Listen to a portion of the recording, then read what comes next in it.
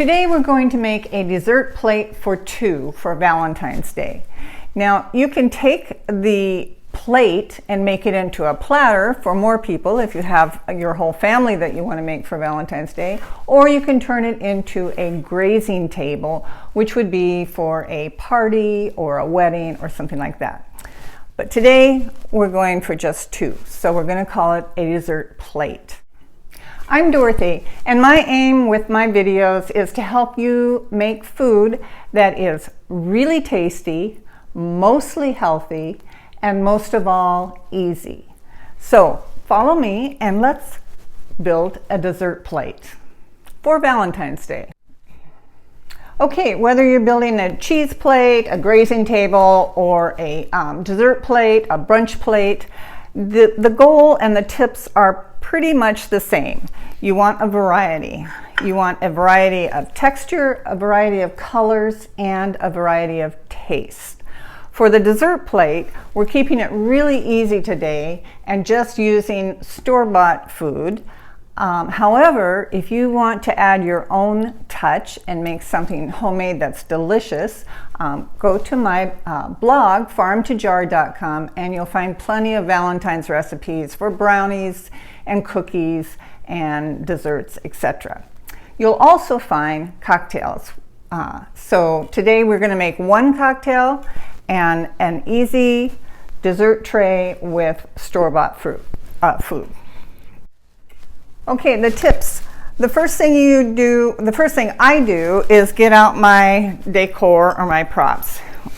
Since it's Valentine's Day, of course, we're going to be dealing with red and pink. The problem is there's always chocolate involved in Valentine's Day, and chocolate is difficult to make it look pretty because it's all brown. So you want to really liven it up with something that's pink and something that's red and white. Okay, I'm going to start with a white dish that is just the right size for chocolates. And then let's add a few little white trays around here. And we're going to have our drink. And then this is a crystal that was on the top of my husband's and my wedding cake. So I thought I would definitely want to put in something meaningful. So we've got some white and the slate, and now we want some pink and maybe a little bit of red. Okay. Okay, so that's a variety of colors, and then we'll add more colors with the actual food itself, or you can stick in some more white. Now the other thing that you want to do is add different heights. So I've got flat, I'm going to put some things out right on to the plate itself, and then of course we've got different shapes and different heights. That really adds a lot of interest. Okay, so now for the treats themselves. I bought these. They're sweet and sour hearts, but I loved the color, and of course candy tastes great. One thing I will say is if you can, try to make something that flows. I thought maybe I could make this flow downward.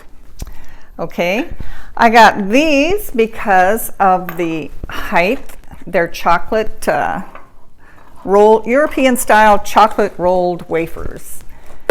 And like I said, the colors are often brown, so you want to add anything that you can that will brighten them up. Then of course you want the chocolates. And these are some of my favorite cookies. Whoops. These are some of my favorite cookies, and it's easy to make these kind of have that downward swirl like I was showing you. And last but not least, don't forget this. This is my husband's favorite chocolate, so I had to add that. And then last but not least, some red fruit and a cranberry hot pepper martini. Okay, let me get the fruit. Okay, it's winter, so when I went to the store this morning, pretty limited on fruit in season. Raspberries looked the best. So I did get some raspberries. I wanted cherries, but cherries are not in season at all, and strawberries looked pretty marginal. So these raspberries should do the trick. And you might want to add some into the chocolate here to brighten up the brown. And then I also got some mint just to add a little bit more color. And you can put that right there. And now let's make the martini. That's probably the star of the show. Okay, so we're keeping all of the food simple. We're also going to keep the drinks simple. My husband likes gin and he likes bourbon. So I'm making two drinks. The first one is the martini, and it's a very, very simple drink. I'm using a cranberry habanero syrup, which you can buy from us or you can buy from somebody else. We do sell it online at heathglen.com. So I put in a jigger of that, and then of course some gin. As you can see, he does like gin. The bottle's almost gone, and it's now no small bottle.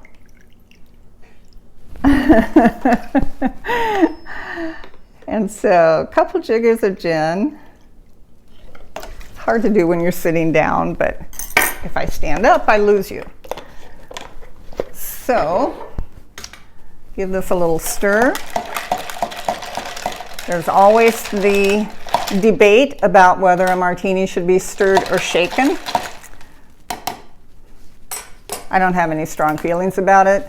I think stirred is just fine. The main thing you want to do is keep it cold. This is good. I taste tested this the other day, and it's really quite good. Whoops. So I'm going to make one more drink, and you can't get any more simple than this. My husband's favorite whiskey, Highland Single Malt Scotch Whiskey. It was a little present for Valentine's Day, but we'll give him a little drink first. I'm going to put it right there so that the red can play off of the gold and the white. And then it looks like we're going to need something in front here for color. Before I fill it out and complete the plate, I just want to say our next video is going to be all about the red cocktails. Keeping with Valentine's Day, except we're going to make some that are also non-alcoholic cocktails. I've heard that you should not call them mocktails anymore because they are not mocking a cocktail. They are a drink in and of themselves. So stay tuned for our next video where we'll make six really delightful drinks. Some cocktails, some non-alcoholic cocktails.